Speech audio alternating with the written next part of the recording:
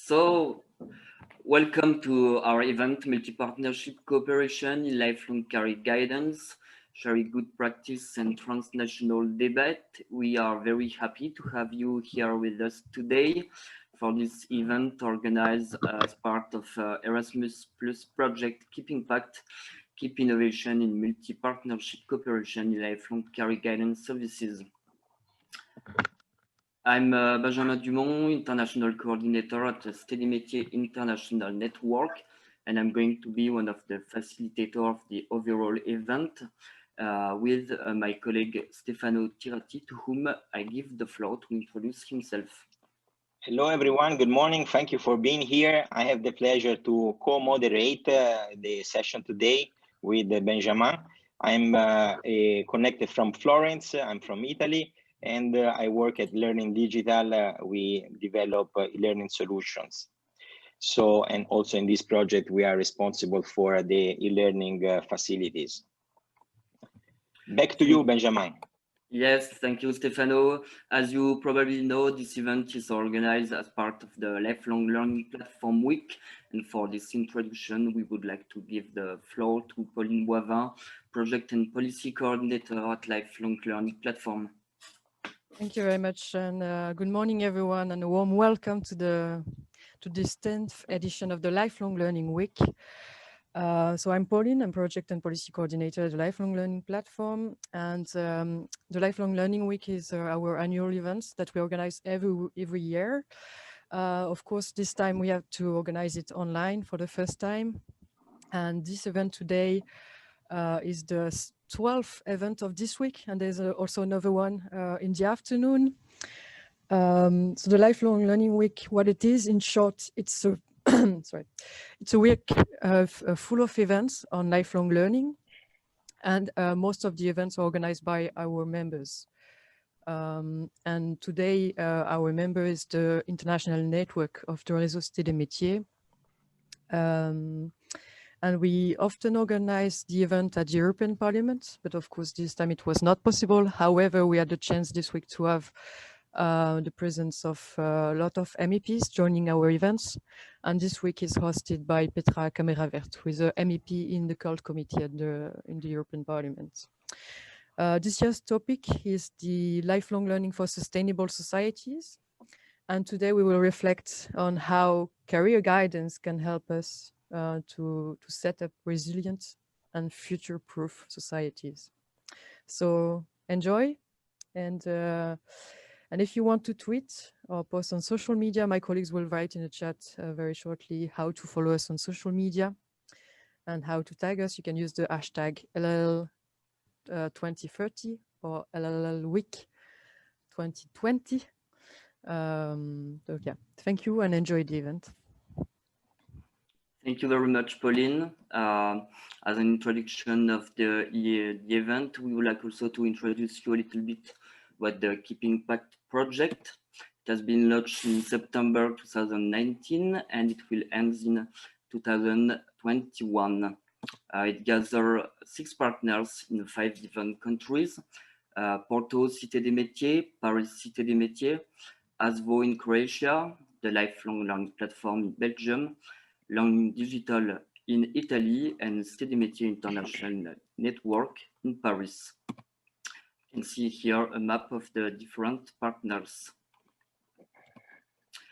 The KeepInPact project has been launched with the statement that there is a crucial need of multi-stakeholder cooperation in lifelong career guidance in Europe, as it allows to strengthen the quality of the services to the users and to the clients, and it allows also to offer an adapted answers to the fastly changing needs of the clients. With this statement, we define a general objective of the project is to upskill multi-partnership management function in lifelong career guidance centers and develop an innovative ecosystem approach of multi-partnership towards public and private organizations working in professional life. Through this general objective, we are working on several intellectual outputs in the project. The first one is to have an analysis to better understand multi-stakeholder cooperation in lifelong career guidance. We are also work in the research to better define the job profile and the key competencies of the multi-stakeholder partnership manager. And we still are able now, we define a competencies framework of the multi-stakeholder partnership manager, and we will be able to organize training for professionals on the field. We will be able also after that to define and develop an informal validation of skills. And lastly, we are also building up a European community of practitioners by organizing local debates, but also European survey for stakeholders. And by the way, this event today is also part of the idea to building up a European community of practitioners. So the event today, the objectives are to firstly share with you the different results and productions of the project, but also to allow all of you to discuss about practices, innovative actions, challenges and issues related to multi-stakeholder partnership management in lifelong career guidance. I have spoken a lot already, so I'm going to give the floor to Stefano to introduce you the agenda of the event today. Thank you very much, Benjamin. Yes, today is a quite dense program that we have ahead of us. It is our wish that this morning will be as interactive as possible. And basically, we have organized the morning with two main sessions. In the first part, we will share the first outcomes of the project developed so far, as Benjamin was introducing. And in the second part, we have foreseen some breakout rooms where we will have the possibility to hear participants, to hear your perspectives around key issues. What are the main benefits as well as the challenges or the bottlenecks related to dealing with multi-stakeholder partnerships and developing multi-stakeholder partnerships in order to develop their potential and their impact in cities and local territories. So yes, this is the agenda. We are on time, I would say. As I said in the first part, we will go through the main outcomes of the project. Then we will have 10 minutes break, a nice cappuccino or coffee, and then we will come back in three breakout rooms where we will use Padlet, we will use a web link in order to address some of the key questions that emerged from the work that we are doing. I would like to take the opportunity to invite all of you to use the chat during the various presentations to ask your questions. In fact, the agenda is quite compact, so it is our intention that the speakers will answer within the chat your questions, and in case we have some time available between one contribution to the next one, then we might take one question directly, asking the speaker to come back to one of the questions immediately. Otherwise, all the questions will be addressed within the chat, and as a follow-up of today's meeting conference, we will share by email feedback as a follow-up of the activities. I would say that I would give back the floor to you, Benjamin. Yes, thank you, Stefano. So let's go to introduce you the first results of KeepInPact project. And firstly, I would like to give the floor to Carlo Caviccioli, project manager at Learning Digital in Italy, to introduce you the mapping of lifelong career guidance centers and services in Europe. Hello to everybody. My name is Carlo, and I have the duty to present the first result in the project. I have to share the screen, or there is the yes, Carlo. Yeah, okay. I share my screen.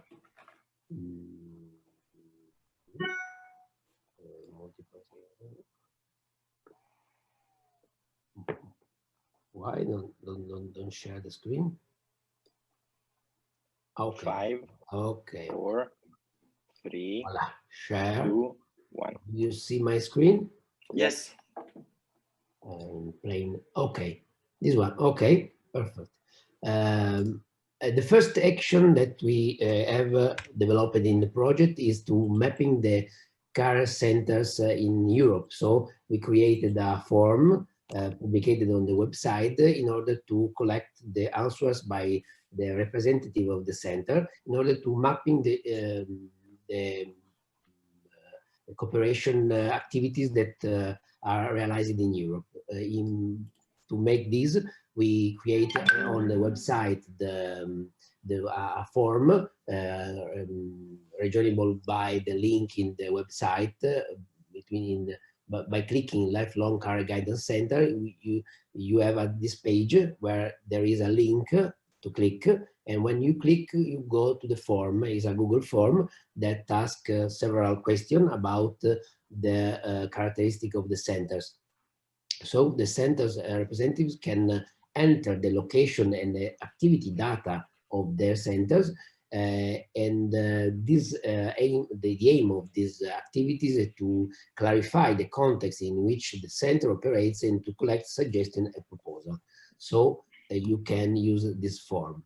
Then when the data are collected, there is an activity of validation and publication of the data, and by the réseau, the Cité des Métiers, that collect the data, validate them, and publish the data on Google Map. The Google Map show where are the centers in Europe that realize activities in the career guidance field. So you can, at the end of the meeting, we invite you to register in the website by this or by accessing in the our website and collect the data. Thank you very much.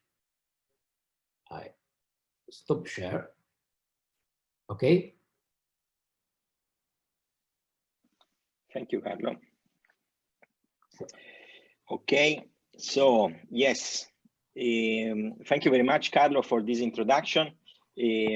So now we are back with the screen from Paris, I suppose, and the microphone in Italy. It's myself. And I have the pleasure, yeah, we saw already that Croatia won the first game, so we can move forward and to the next contribution. So I'm very pleased to introduce you to Cindy from Cité des Métiers in Paris and Luis from Stade de Porto. They will present the summary of the case studies and examples of multi-stakeholder partnership with relevant benefits, information, and initiatives promoted by multi-stakeholder partnerships. So Cindy and Luis, the floor is yours. Thank you, Stefano. Hello, everyone. So I'm Cindy Tomrel. I'm a project manager at Cité des Métiers of Paris. And with my colleague, Luis Braga from Cité des Métiers of Porto, we will present you the 7 case studies we carried out within the framework of the KeepInPact project. So during the presentation, do not hesitate to ask us some questions through the chat section. So the main objectives were to identify some ongoing inspiring initiatives regarding stakeholders' partnership in lifelong career guidance across Europe, and to provide a better understanding of the concrete outcomes of cooperation activity. We performed 7 case studies in 6 countries, and they focus on different types of activities, such as on-site career counseling and information space, events, and e-services. As for methodology, we first collected some data through online researches, and then we conducted interviews with the different project managers and organizations directors. For each case study, we addressed different items such as general description, of course, key figures, governance, funding, communication, impacts, quality, etc. So you can find all case studies on our website below the resources section. And on the next slide, you can have an example of what a case study looks like. So they all look the same and it can give you an example. So now I will give the floor to Louis, who will present you the first case study. Thank you very much, Cindy. Hope you are hearing me well. My name is Luís Braga. As Cindy said, I work in Cité de Métier de Porto in Portugal. And I'd like to speak to you about the counseling point in Hoiamo, Helsinki, that it's very similar to the Cité des Métiers that you can find across Europe.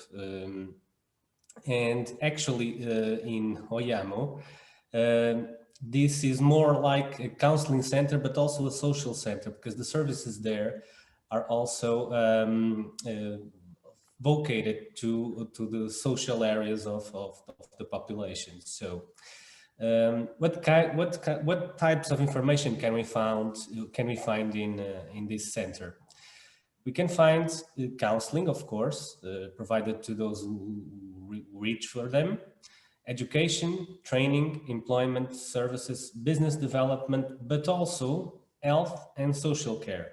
So it's a very complete center with broad themes and services to the population. But they are also very active, as the Cité des Métiers are always active, of course. They have some recruiting events and also some support groups made locally, and also some leisure activities. So besides being a vocational center, they are also combine this very good area of social well-being, for further speaking. And they work with 14 partners, okay? So this is Hoiamo, Helsinki. Let's pass to the next case study.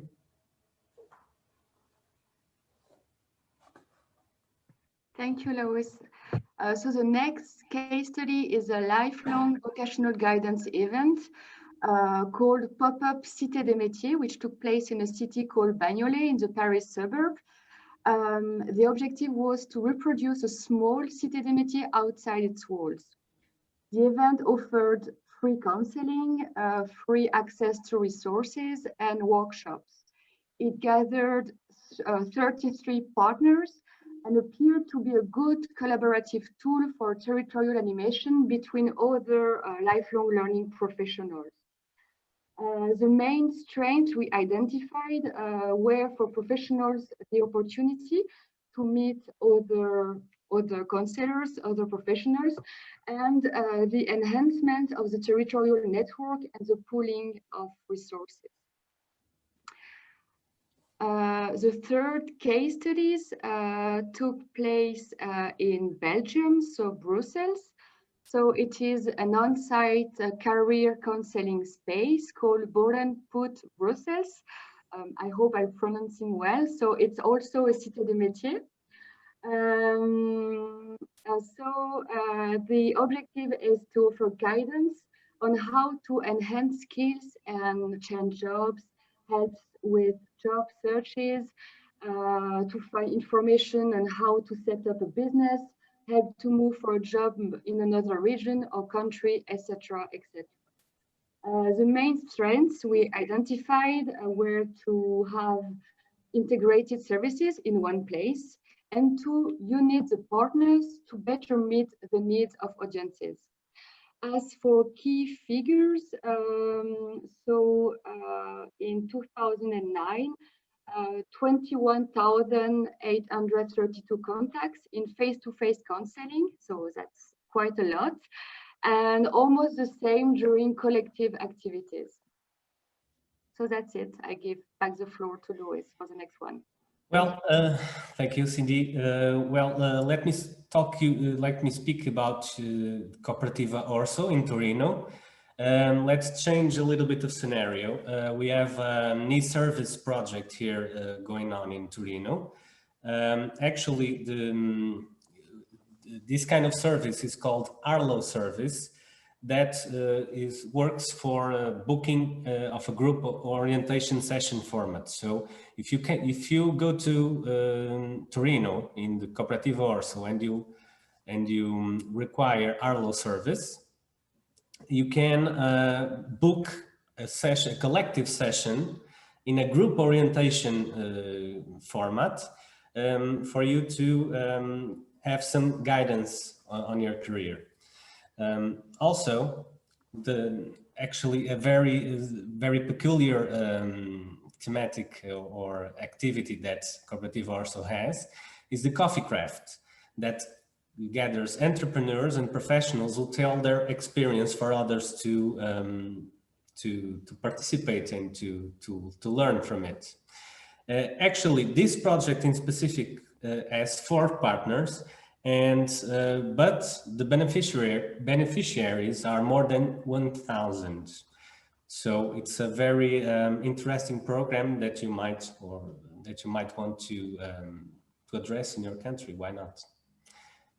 And the other one, we have CISOC, we have also CISOC Croatia, another on-site career counseling center, much like Belgium and also Finland. They also work with lifelong vocational guidance, and they work with individual and group career counseling, and also have a strong education in career management and job search skills. They provide professional support to career counselors as well, because they don't work only with beneficiaries, but also with career professionals, career counselors. And of course, they distribute information on labor market and career-related topics, establishing as well. And the objective is to establish, organize, and maintain networks, professional networks that, of course, the beneficiaries will profit. They work with 60 partners.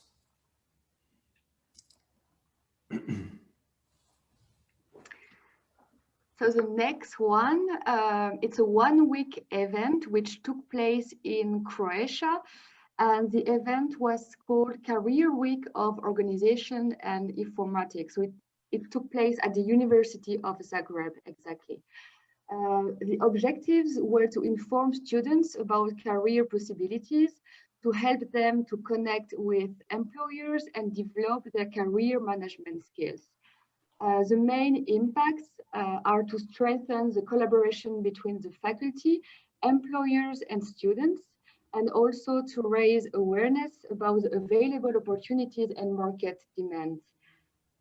As for key figures we identified, so mainly the event proposed 30 workshops, which gathered 1,500 participants, and the event gathered 56 employers and 20 students from different student organizations, and they all participated in the event as partners.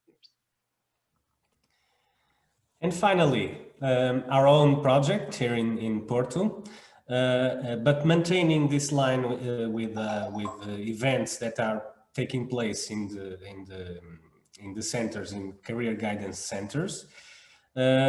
We've launched a project, and actually yesterday was the closure of the second event of this project. It's called D for Efficiency. And it's a multi-partnership project regarding professional inclusion of people with disabilities, specific for people with disabilities. In this case, we're talking about the first session of this project. It took 5 events. We had a capability session, sorry, a 1-week capability session, but also some sessions to, how do you say it, to help our companies here in Porto to be more open to the possibility and to the help of the government to employ people with disabilities. And we managed to have 9 companies 7 partners, and 8 trainers in the capability session. And we worked with 17 beneficiaries in a very, very profitable, as you can imagine, very enrichment project. And actually it had its second session yesterday, and it also ran very well. And this is it. And to summarize, we will give you the key elements we found out in the whole case studies.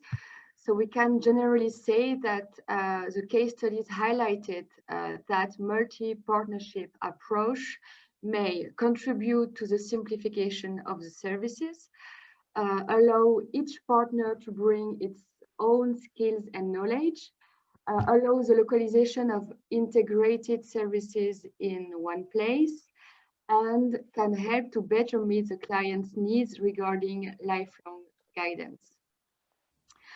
So it was very short, but as we said before, you can download all case studies on our website and get all the details about it. So I'm just going to check on the chat if we get any questions. I believe we had. Okay. Yes, we still have a few minutes. I think Fusum was asking some specific experiences and initiatives related to the impact of the pandemic. Okay. The impact of the pandemic, activities in relation to, okay. We had these e-services kind of projects. I believe it were very useful in this pandemic, because and let me go back to the Italy Arlo service, for example, that you can have online guidance and orientation sessions in group, and Arlo service is a good example of, this is it, a good example of an e-service, a project specifically online, to give orientation to people that couldn't go outside and go to counseling centers. So this is an example of that, of a project specific that worked very well in the pandemic. Thank you very much, Luis. Thank you, Luis. And to conclude this presentation, we wanted to ask you if you knew other similar initiatives or projects in your country or city or region. And if yes, it would be wonderful if you could use the collaborative map through the link I'm going to give you now. So you just have to click on it and you're going to access a map. And after, so I'm just waiting the screen to show up. Yeah, so you just need to click on the big pink button on the up right corner. And when you click on it, you just need to add your city. So it's going to find it automatically. So you can see in direct as Benjamin's doing now. And after, you just need to write the name of the project you want to add to just here below. And when you finish, you just need to click outside the box. So you can do it now, or you can do it later after the event, because the map will be available the whole day. And for us, it will be a good opportunity to get to know other projects and initiatives that could be useful for our project. Actually, based on the agenda, we still have a couple of minutes. So in case colleagues taking part in the conference wish to play with this map, they can. So we might see in real time some new projects landing on this page. Although Zoran was winning the previous competition, maybe he will not be the winner also for this one. Let's see.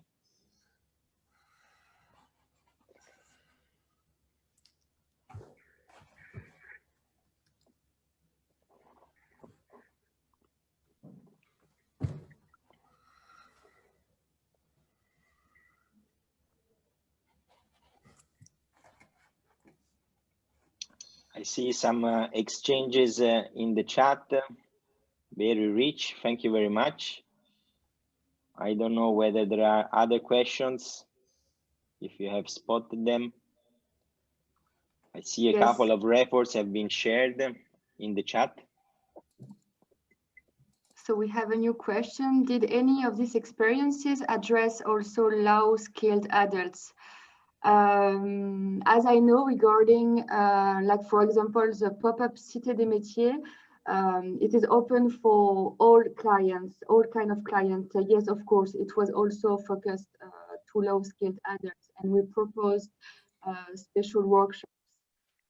For example, how to write a CV, how to write a cover letter, how to use Open Office or Word to write a CV. So yeah, we propose special workshops. Maybe Luis wants to complete. Yes, actually here in Porto, in Cité des Métiers, we also work, we have not a project, but a collaborative work with some local authorities, and we usually go there and talk about employability, how to make a CV with people with low skills, of course, or with low habilitations. So we do it almost all the time. Okay. Thank you, Luis. I see there is another question from Diana. She's asking if there are any experiences in prison settings or for staff dealing with detained persons. I think that the main purpose of today's event is exactly this one, sharing perspectives and sharing views on how to implement successful multi-stakeholder partnerships in different contexts. So thank you, Diana, for asking this question. Let's see what Cindy and Luis can reply. But we would be very much interested to hear your experiences as well and join the community of the KeepInPact project. But before that, Cindy, would you like to comment on this? I know one project which took place in prison sitting. So it was a Cité des Métiers, a pop-up Cité des Métiers, but it was in south of France, and exactly it took place in Limoges. I heard it was a great experience and gave the opportunity for prisoners to get to know more about reconversion and what they could do after their time in prison. But I don't have any more details about that project, but I know it occurred before, yes. As for us, actually, of my knowledge, we don't have a project to work in prison settings. But actually, as Stefano said, that's the main project of this session also, for you to give some contribution and try to share some knowledges and actually some ideas for us to implement in our own countries. So we don't do it, but of course we are going to think about it very strongly from now on. Thank you very much, Diana.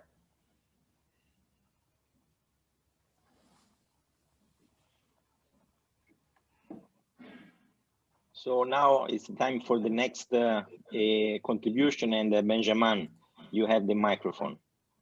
Thank you very much. So for now, Pauline Boivin, Project and Policy Coordinator at Lifelong Learning Platform, and myself are going to introduce you a European survey on multi-partnership practices in lifelong career guidance. First of all, why this survey?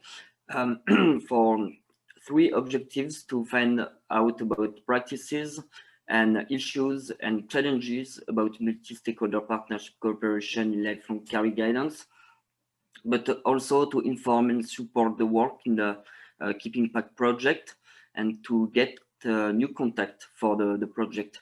So we have launched this survey from July 2020 to mid-November, and we had 31 answers. Pauline, I give you the floor for the profile of the respondents. Yeah, thank you. So I will go very quickly on the profile of the respondents. So as you said, we collected over 30 answers, and that includes 9 coming from Cité des Métiers across Europe. And actually, it will be very interesting, I think, in the analysis of this survey to compare the results between the cooperation taking place in the Cité des Métiers and in other lifelong career guidance centers. Among the respondents, we had managers, directors, vice deans. So lots of respondents came from higher education. Also head of career counseling, professors, lecturers, psychologists, and public relation officers, and for the communication also in this career guidance services. Again, Croatia won the competition of in the survey with more answers, but we also got a lot of answers from France, Italy, Portugal, Belgium, and other countries. In terms of the categories of the organization that the respondents represented, we had a good variety and diversity from public employment, career guidance services, public employment services, universities, municipality, companies, NGOs, adult education centers, and so on. And it was interesting to see that 80% of the respondents answered that they are working in multi-partnerships. So that means that 20% of them are not. And we will see that for this remaining 20%, maybe they are actually in the process of setting up new structures in multi-partnership cooperation, which is interesting, so that there is a trend of creation of more multi-stakeholders partnership in the European Union. I also have some examples of cooperation. If you can move to the next slide. So we kind of, we try to cluster the kind of cooperation that you can find. The first is the territorial cooperation. So you can, and this is also, I think, goes hand in hand with public policies. So you have territorial cooperation in at a local, regional, and national level for employment and training programs. The next example of cooperation, I think also the unique example of Cité des Métiers is a good example in that regard, is in terms of governance. So if you take a Cité des Métiers, in most, well, in a lot of cases, inside the own governance of the organization, in its own structure, and even sometimes in the legal status, you have this multi-stakeholders composition in the governance. And since we also had a lot of answers from the higher education sector, we also had a lot of examples of cooperation for students' work placements, study programs.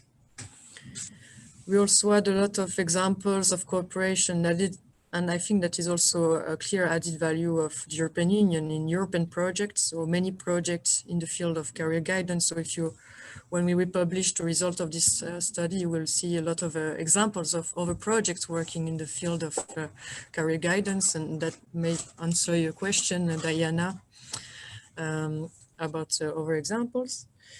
One of these projects I will mention is was a consortium of actors, as they call it in a French-speaking country, local missions. So local missions are entities that work at the very local level for the socio-professional insertion of people in the labor market. So 3 local missions work in one project, and they work on the identification and mobilization of what they call invisible audiences. So what do we mean by invisible audiences? Is the outreach target groups. So they work together through innovative actions in the neighborhoods, in the rural areas, to provide guidance services. And that involves partners from the third sector, social structures, mediators, and the communities. A very common example also of cooperation is the organization of the day of something. So the day of social economy, the day of career guidance, the week of, I don't know, manufacturing jobs in the vocational industry. So this is a very common example of multi-stakeholder partnership. Also, of course, the career forums, a good example. And finally, and that refers to what I said before, the 20% of the respondents who said that they are not currently in multi-partnership. They said that they are in the process of creating new structures, and one of the example of this is, and comes from the higher education sector, is the setup of a career development and student support center. So this is what we see in terms of example, and of course, in the study report, you will find a lot more examples of this cooperation. For the main results of the survey, here is main challenges that the different respondents have highlighted in challenges in establishing and managing multi-stakeholder partnership. The firstly, identify most relevant partners. How to identify partners? According to the respondents, some of them use internet and social network, or they use the help of the existing partners, but they also attend meetings, or the partners come directly to them. After having identifying partners, the question is how to select the most relevant partners. And according to the respondents, it depends on the experience and field of activities of the partners, but also the territorial needs and the existing resources. It depends also on the common goal and issues between the stakeholders and the partners identified. And it depends also mainly on the objectives of the project. The second challenge is involve new partners and facilitate cooperation. Involve partners, it's also involving them from the beginning of the project, according to the respondents. And it means especially from the writing of the project, and not after, when the project is still in the implementation process. Facilitate cooperation and involve partners is also, according to the respondents, maintain as often as possible the contact and the communication with the partners. It's listen their needs, desires, and suggestions, and respect their willingness and availability to contribute to common actions. Involve new partners, facilitate cooperation. Still, it's to show openness to different way of contribution from partners, and adapt and adopt also both a smart governance with them. But the challenge is not only to have a short-term cooperation, but to have a motivation from the partners and involve them for long-term engagement. But to have a long-term engagement and cooperation, there is a need from innovation. So the partners have to be like driver to have innovation and to propose new things, innovative actions, innovative tools, in order to bring the motivation from the other partners and to develop common project and common actions in the future. To have a long-term engagement and a long-term partnership, it means also to have a financial and institutional support. We cannot do things for a long term without financial and funds. Other challenge from the respondents is to be able to work with different work cultures, knowledge and aims from the partners, but also different level of involvement of the partners. So it means that the different organizations that are working on multi-stakeholder partnership management need to work and to adapt themselves with the different partners in terms of work cultures, in terms of involvements and time management. And lastly, when we work in a multi-stakeholder partnership cooperation in lifelong career guidance, there is the idea and the challenge of the complementarity of the actions and to address answers to the clients and answers adapted to their needs. So it means to, as often as possible, stay up to date with territorial needs and the needs from the clients. And also in this survey, we asked the respondents, for you, what is the added value, the benefits of this cooperation? And the main answer that we received is, well, first it brings different ideas and perspective, working with new colleagues and people working in different sectors. Obviously, also the possibility to network is a great possibility. It's a great opportunity in this cooperation. Another one, which is, I think, very interesting from our perspective, is the experience. They said it's an experience in itself. And why is it interesting? Because we think that experiential learning is a great way to learn. And that came a lot in the answers from the respondents, that cooperation was in itself an experience. It also brings diversity to the offer of the guidance services that are provided, which is very good. It improves the offer because it helps the entities taking part in the multi-partnership to answer the needs of the stakeholders of the target group. It also raised the reputation and the legitimacy of the entities taking part in the multi-partnership. So this is also good. And obviously, since the long-term aim of the multi-partnership career guidance is to improve the employability of the target group, it has been said by the respondents that working in cooperation actually helps to reach that impact and improve the employability of the target group.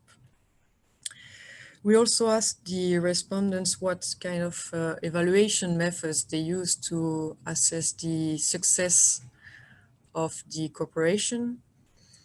And we had example of surveys, questionnaires, regular meetings with the colleagues and the stakeholders. But in the study report that we'll publish, you can find also a very good example of internal monitoring system to also assess the cooperation and improve it based on the assessment results. And we have limited times to present this the findings today, but in the survey we also asked a few more questions. One was on the competition issue between the entities taking part in this cooperation. Also, how to this organization make the partnership visible internally to the own employee, and also externally to the stakeholders and to the target groups.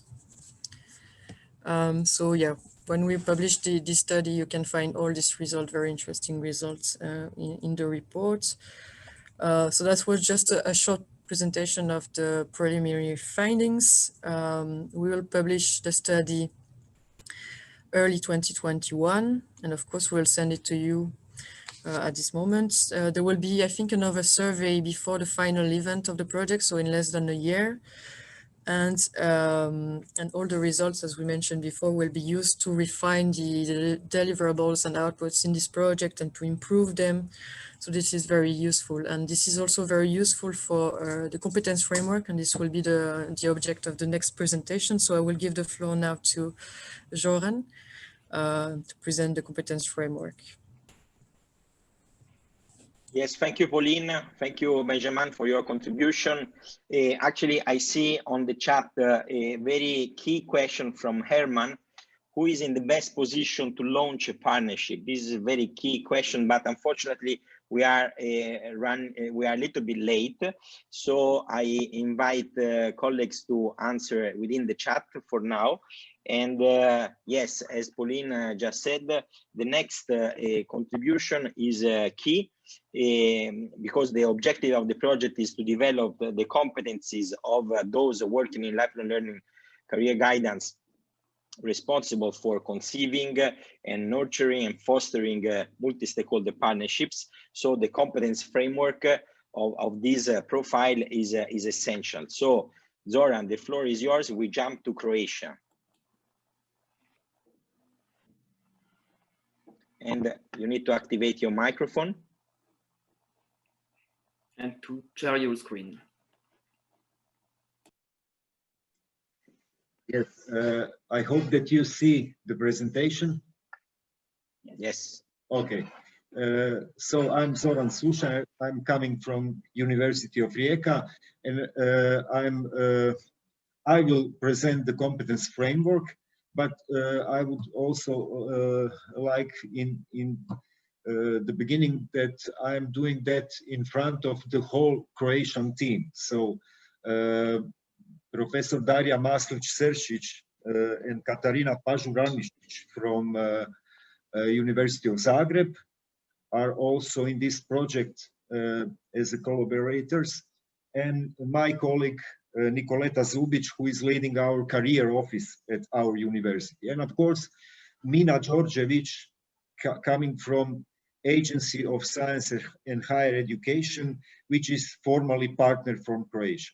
So competence framework for multi-partnership cooperation management in lifelong career guidance and counseling is one of the most important results that we already did during the project. And we start with the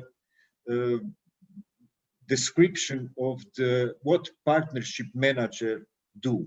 So he more or less, very simply, develops, promotes, and leads multi-stakeholder partnership cooperation in public service of career guidance and counseling. Of course, when we start to work on the competence framework of partnership management, we use different sources.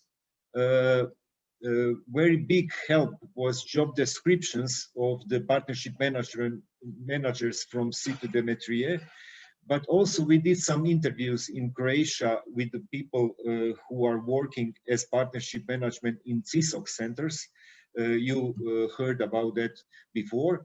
And we also use the results of case studies that was presented by Cindy and Luis before. We made a content analysis of the activities, and that content analysis, after several iterations, and we really have different versions of that, resulted in 7 key competencies. These key competencies of the partnership manager is with clusters of knowledge, skills, and individual predispositions or characteristics which make competent partnership manager. So I will present those 7 key competencies, and then I will show you our framework. Key competencies of partnership manager is first developing and formalizing new partnership, then administrative and financial monitoring, coordinating, managing, and leading the partnership, developing partners' competencies in multi-partnership, evaluating implemented measures and activities, monitoring relevant national and local policies and reforms, and in the end, ensuring communication and representation activities. Just to mention that research on multi-partnership practices that Benjamin and Pauline present you before me shows also that communication and facilitating the cooperation between different partners in multi-partnership management is one of the most important thing for doing that job good. So the competence framework, what we present you, is an overview of knowledge, skills, and predispositions for each of the key competences. So the structure of our framework is we try to put with each and every competence to find out which are the key activities, then to put it in knowledge, skills, individual predispositions, and you will see we are trying to put also learning outcomes and learning materials. So it will be much better illustration if I show you the first competence. So the first competence is developing and formalizing new partnership. There are different key activities in that competence. And for example, one of these activities is discussing and negotiating common goals with the partners. And we try to put all the knowledge that partnership manager has to have to do it good, to do it right. One of these knowledges are knowledge of the negotiation strategies for establishing a relevant partnership. Also, one of the skills is negotiation and mediation skills. Predisposition or individual characteristic is, for example, proactivity. And we try also to put all learning outcomes that we will try to reach with this project. For example, apply the win-win negotiation strategy. Of course, this column, learning materials, is right now empty because this is the next step in our project. So we did for each and every 7 competencies the same table. I will just show you very quickly because now we don't have time to go inside the details, but we also have knowledge, skills, predispositions, and learning outcomes defined for administrative and financial monitoring, for coordinating, managing, and leading the partnership. Of course, some predispositions, some skills are in different competencies, the same. Then for developing partners competencies in multi-partnership, evaluating implemented measures and activities, and finally monitoring relevant national and local policies and reforms, and ensuring communication and representation activities, which is once again one of the most important competencies. Next step with this framework will be prepare learning materials, the last column. That learning materials will be prepared for each learning outcome, and it will include different text, lectures, books, interactive tutorials for specific skill development, assessment, self-assessment, techniques and methods, and so on. It will be the basis for development toolkit for mutual learning and training activities, and also we'll put it on online training platform. So this is for my presentation of competence framework. In the end, hvala, which means thank you, grazie, merci, danke. Thank you, Zoran. You made a miracle. You catch up with the little delay that we had. And I don't see yet any questions, but you are most welcome to put them in the chat. And meanwhile, I would pass the floor back to Benjamin. Back to Paris, yes, from Croatia. Thank you, Stefano. I'm going to share my screen. Yes, the last part of the results of the KeepInPact project is about current and future local issues regarding multi-stakeholder partnership cooperation in lifelong career guidance. We organized 5 local debates from September to November 2020 in 5 different countries: Belgium, Croatia, Italy, Portugal, and France. We had around 40 participants that took parts of the debate, and we had one subject, multi-stakeholder partnership cooperation in lifelong career guidance, changing competencies in the post-COVID world. From the participants, there was mainly professional in lifelong career guidance. During the 5 debates, we asked four main questions: how the COVID-19 crisis could affect multi-stakeholder partnership management, how multi-stakeholder partnership approach can facilitate tomorrow the development of collective answers to the future needs of the territory and the citizens in terms of employment, training, lifelong guidance in the context of economic crisis. The third question regarding the current situation post-COVID-19, how multi-stakeholder partnership cooperation should be adapted, which tools can be used to implement this adaptation. And the last question, how multi-stakeholder partnership manager should adapt these competencies regarding the new context. So what have we learned from this local debate? Here is a short summary. There was some impact of COVID-19 on multi-stakeholder partnership management, but they weren't only negative. They were also seen by the different stakeholders as opportunity effect. For the negative effect, some stakeholders were not ready to use digital tools, and they didn't have the tools, the digital tools to use it, or digital platform. The clients were not ready also. Some of them has meet troubles to and difficulties to use the digital tools, and felt very far from the services, and were missing the the human contact with the different counselors.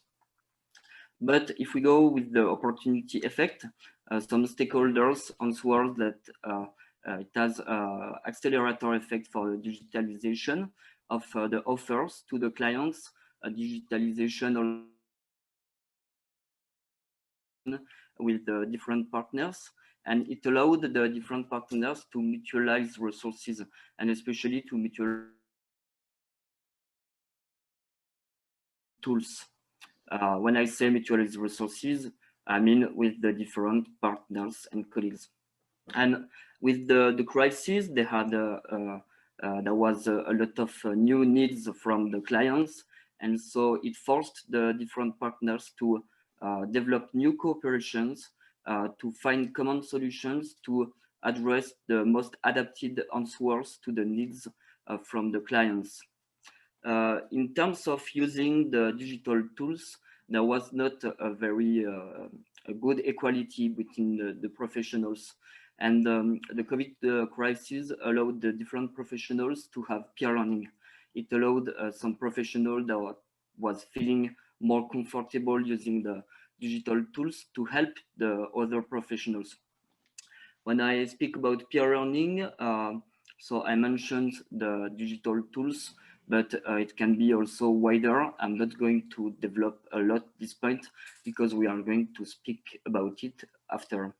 And the last opportunity effect of the COVID crisis is what we call the deterritorialization of the services provided. It was mentioned in a local debate in Belgium, and it is the idea that we addressed services with online platform, so at distance, and it allows to address services to clients that live far away from the the physical centers of lifelong career guidance, especially people from a countryside, rural areas.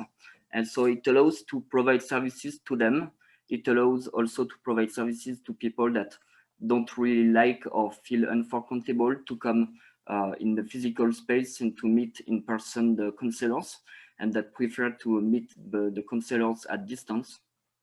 It allows also to address services to maybe younger people. We had this example in Belgium also from Cité des Métiers of Namur, who could address services to people from 16 years old to 20 years old that before the COVID-19 crisis weren't in the physical space of Cité des Métiers. And so with the digital tools like WhatsApp or Messenger, they could be in contact with this population. Yes, the idea here is to show that multi-stakeholder partnership can answer to the current and future needs of the clients, but need to be adapted. There is a lot of needs from the clients in the COVID-19 situation, and it will be even more in the future, I think. In Portugal, they mentioned the fact that now the people unemployed, the unemployment has changed with the COVID-19 crisis, and we have also overqualified people that are unemployed and that are looking for a new job or to change their career path or the career objectives. So we have new forms of unemployment. We have to also address fast answers to different new needs from the users. New needs also not in terms of lifelong guidance, but more widely also in terms of health, in terms of psychology, in terms of financial matters. We have also to address answers to the people that are looking for very specific answers. So to do that, we suggest in the different local debate to have multi-stakeholder centralized point of services, like the example of Cité des Métiers, with different stakeholders in the same place with a clear offer. And we know which stakeholder, which partners are offering what services for which need of the users. We need also to upskilling the professionals in terms of digital tools. We have to have more visibility of the service, again, who is doing what, and to have a better communication of the different offer of the services and the adaptation of the services to the needs from the clients. Other suggestion to mutualize online platforms and tools with the different partners to have a common point. So we mentioned before the centralized point of services, so physically, but to have also online a centralized point platform and tools with the different partners. In Croatia, they mentioned the idea to have a common strategic document at a local or regional or national level. It's the idea to bring the different partners and to think about a strategic document with common objective, common point of view of the different actions, initiatives, and answers to address to the publics, to the users, clients in the context. We need also to address new tools for cooperation between the different partners and to have a very continuous communication altogether. Finally, the competencies needed in the context for the multi-stakeholder partnership manager.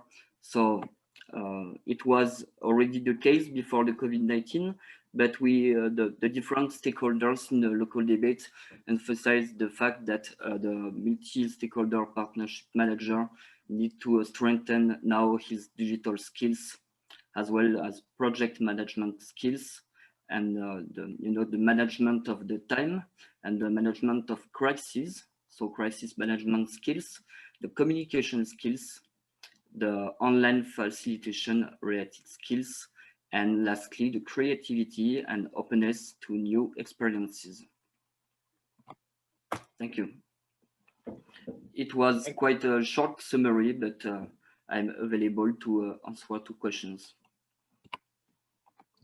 Thank you very much, Benjamin. We have actually reached the conclusion of the first part of today's conference, and we have reached a well-deserved coffee break or cappuccino or whatever you like to drink or to eat. But before leaving to the next phase, I would like to give the floor to Pauline, who will share some instructions on what to do to reach safely and surely the breakout rooms. So how do we do, Pauline? It's very easy. So when you come back from the break, you will see a little pop-up window and asking you to join a session. So you just have to click join the session. But yeah, it would be nice that you all go to the session. Otherwise, you would stay in the main rooms. And I think the discussion that we will have after the break are really interesting. Also, going deeper with the topics that we already approached. So the general topic, it's a long sentence. So it's a multi-stakeholder partnership management in lifelong career guidance in Europe today and tomorrow. What are the main challenges, issues, and potential for innovations? And we will discuss 3 questions in the workshop. First question is around access and visibility. So what are the advantages and disadvantages of having a common access point, so a one-stop shop for these guidance services? About also the common vision and strategy, what are the enabling factors or challenges with regard of a multi-stakeholders partnership, and finally on peer learning.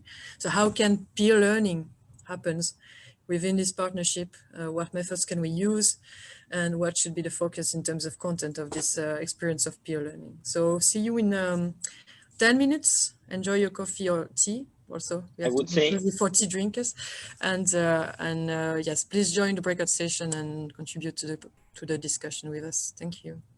I would say 8 minutes. We come back at 11:25. Thank you very much. Excellent.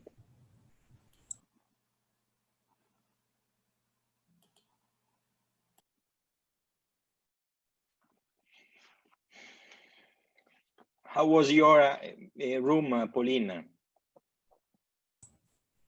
Great, great, lovely contribution, very useful for the project. I mean, you can see on the Padlet, very active contributors.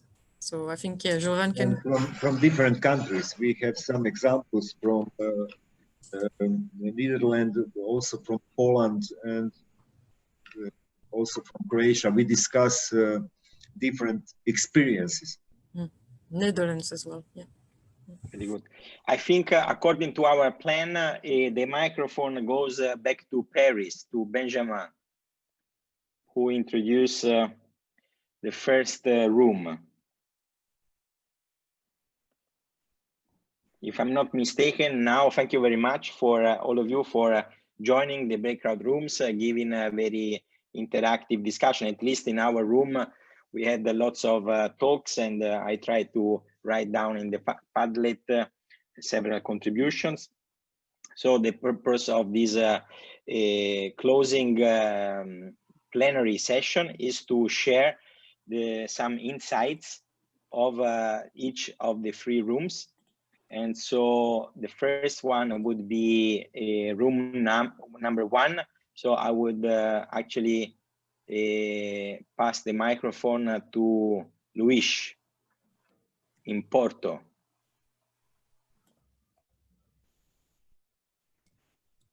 So thank you very much.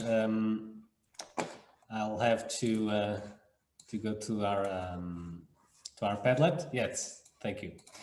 So it was a rich contribution from all of the participants. Thank you very much for that. And we addressed firstly the question about access and visibility. We placed the same question as you in the other rooms. What are the advantages or disadvantages of having a common access point for those providing lifelong guidance services through a multi-stakeholder partnership? And we identified that some disadvantages would be the risk to reduce the territorialization of the services. The partners who are not represented in the center that offer the common access point could be scared to lose opportunities. And Luis, excuse me to interrupt you. I just wish to remind you that you have 3 minutes overall. Okay, sorry. So it will be a general idea. Yes. So there are some disadvantages and some advantages. Of course, we all agree that the centralized point makes it easier to address and aggregate other partners and local stakeholders, and thinking about the common users. Also about the common vision or strategy. It was some debate about the financial challenges and the benefits of a win-win situation for all of the involved. And also can you go back, go down a little bit, sorry? yes, about the public network and territorial political confusions that may rise. And also innovation, a very interesting point, the innovation as enabling factor. So innovation can be a catalyzer, attracting stakeholders and ensuring commitment, innovation of the services. And also formalization would be an issue because of those common grounds about the tutorial of some projects. And also finalizing, we have the last question about the peer learning. The era of transformation, we've talked about digital green energy transformation. Also, we consider that would be a good focus about target groups. And more than that, establishing a career guidance culture, not only for to address the problem in that moment, but also to plant some seeds to along the way, along the future, to have a long-term solution about career guidance. And of course, we need the best partners specialize in some issues to do that. I try to make it the most general as possible. Don't know if I make it. Thank you. Thank you, Luis. You did it. Sorry. Excellent. So we jump to room number 2. Who is presenting as a rapporteur? Maybe Zoran or Pauline? I share my screen. I think that it's better to do it, to Pauline to do it, because she can share the screen. Yeah, thank you. Pauline, please comment. Okay, so on the first question, of course, there were many more advantages that were found than disadvantages. There was one, I think, disadvantages if you scroll a bit down. Oh, well, just up from, yes, this one, the first. No. The first one. Yeah, I mean, it's the same as in the other rooms, but I think there was one. Yeah, okay, just up, just slightly bit. Yeah. So who gets to count the clients? I think also the client monitoring is one of the issue, and I think the Cité des Métiers also can bring a solution to this is by being a neutral service. So they also don't really. I mean, they don't. I mean, they can talk about it better themselves, but they don't present them as one or the other organization, but as Cité des Métiers in a unified manner. And also because it's an anonymous service, so they also don't really, I mean, to a certain extent, they don't collect data on the clients. Yeah, and then that was, I mean, the advantage is quite similar across the breakout rooms. So we'll go to the next question on common vision and strategy. So of course, there's a lot of challenges in terms of communication, and also in who is in the best position to provide a service to the clients. Multicultural management is also an issue between different entities in the partnership that have different cultures, long-lasting cultures. I mean, it can be like decades of culture that have been built, and how do these entities work together?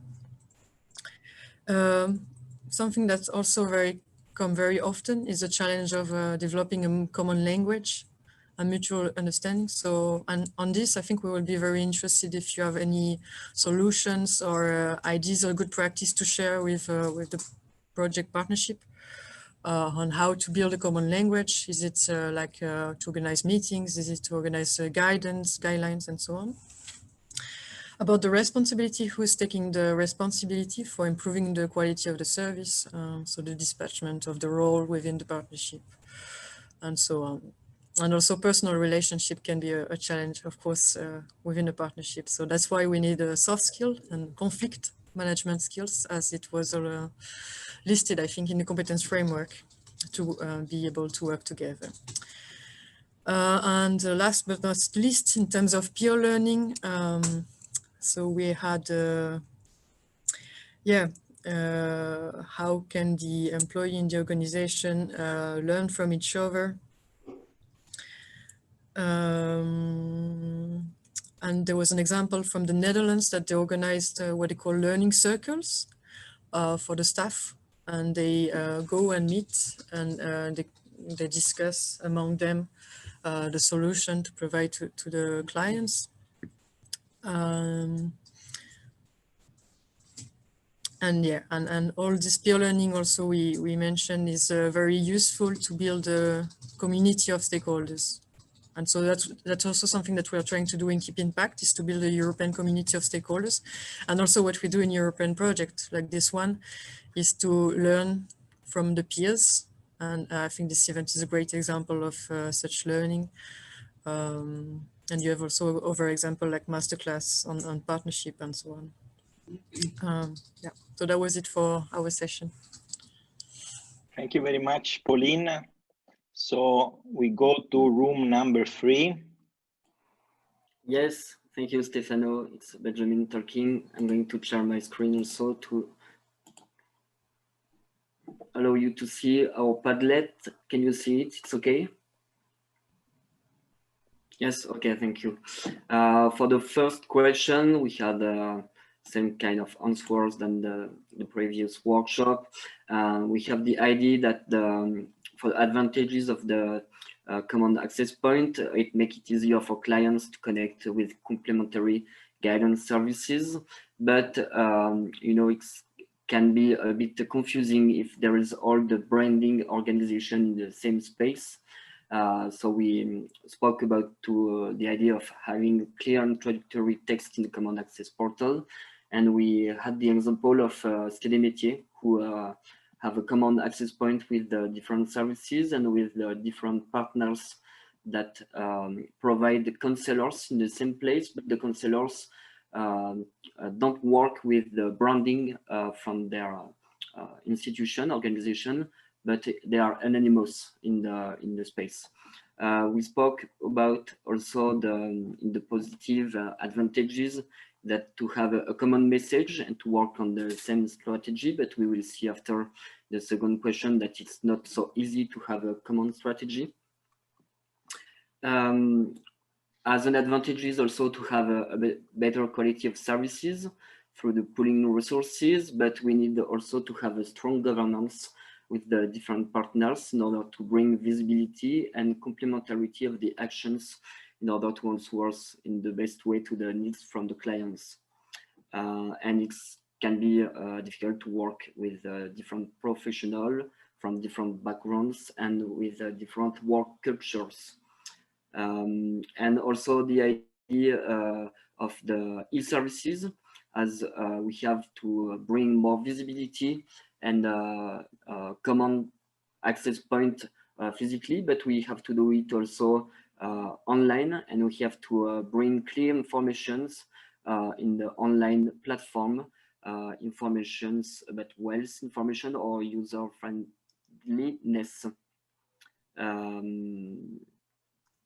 Other advantages, the ability to address all public and a quick orientation to resources adapted to their needs. And lastly, another advantage, the common access portal is client user retention in a single site location. That's all for the first question. And I give the floor to my colleagues to introduce you the results and the ideas from the two other questions. Thank you, Benjamin. Yeah, we got a lot of rich contributions for question 2 about challenges and enabling factors. So one of the main points was to find a complementarity, a common added value to ensure all of the partners stay involved in this multi-stakeholder partnerships. So for our group, it was the main challenge. But we also talk about the question of how to balance role and task for the full-time job of the counselor with those that they have in the multi-stakeholder partnership. As for challenge, we were also talking about getting multiple services to sign up to a single strategy or vision. So it can be done, but it takes time, clearly. And another challenge is to ensure all of the partners stay involved and that one or another is not taking the lead for too long. As for enabling factors, we were talking to have a common neutral driver, which will be recognized by all partners. Could be also to collectively identify the needs from clients with knowledge from all the partners, and then organize workshops together to share the issues in order to agree on common objective and share tasks between partners. So that was the main ideas. And as for question 3, so we were very short on time, so we didn't have that much contributions, but we got some examples as breakfast explanatory session, as breakfast sessions or online cafe to share experience, goals, functions between different services. So this would facilitate signposting between the different actors and professionals. So we were also talking about sharing of practices through workshops that could be also online. And by clearly identifying the strengths of each partner and how they match the needs of the other partners involved, being clear about how and where the whole is more than the sum of its parts. So yeah, so that's it for the third question. Thank you.